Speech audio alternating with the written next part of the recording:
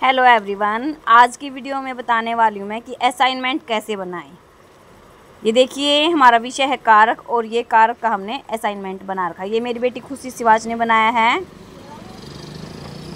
ये देखिए, सबसे पहले अपना नाम लिखिए, कक्षा, विषय, दिनांक,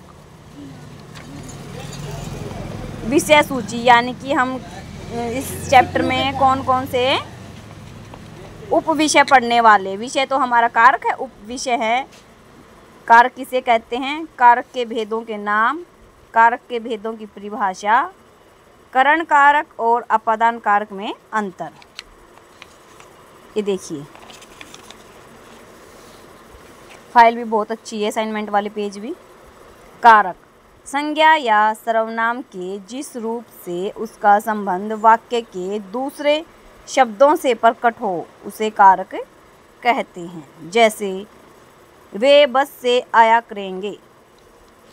कारक के भेद नेक्स्ट पेज पर हैं। कर्ता कारक, कर्म कारक, करण कारक, संप्रदान कारक, अपादान, संबंध, अधिकरण और संबोधन कारक।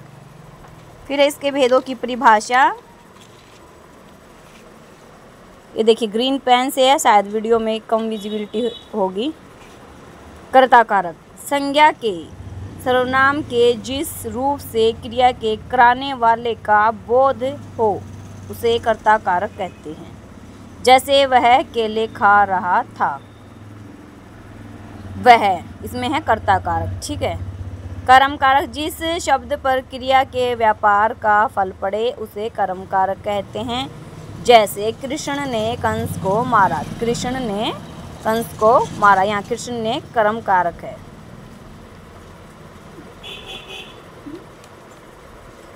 करण कारक संज्ञा या सर्वनाम के जिस रूप से क्रिया के साधन का बोध होता है उसे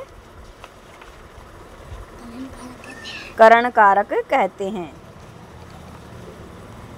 जैसे उसने साबुन से कपड़े धोए, साबुन से इसमें करण कारक है। संप्रदान कारक संज्ञा या सर्वनाम के जिस रूप से किसी के लिए कुछ किए जाने या किसी को कुछ दिए जाने का बोध हो उसे संप्रदान कारक कहते हैं। जैसे उसे कुछ दीजिए। अपादान कारक संज्ञा या सर्वनाम के जिस रूप से पृथकता या अलगाव या अलग होने का बोध हो उसे अपादान कारक कहते हैं। जैसे हिमांशु पेड़ से उतरा।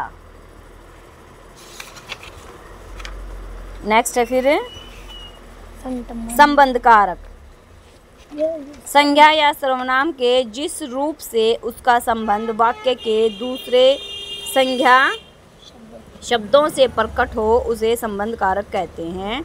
जैसे नेपाल भारत का पड़ोसी देश है।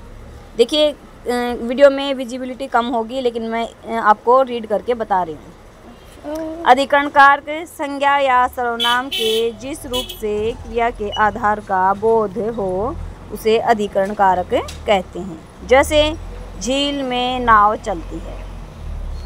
संबोधन कारक है संज्ञा के जिस रूप से किसी को संबोधित करने या पुकारने का बोध हो उसे संबोधन कारक कहते हैं। जैसे अरे भाई, मेरी बात सुनो, हे राम, इस तरह से ये होते हैं संबोधन कारक। करण कारक और अपादान कारक में अंतर ये मैं इस वीडियो के पार्ट 2 में बताने वाली हूँ। तब तक के लिए take care, bye bye. Please do subscribe, like and share for more videos. Bye bye.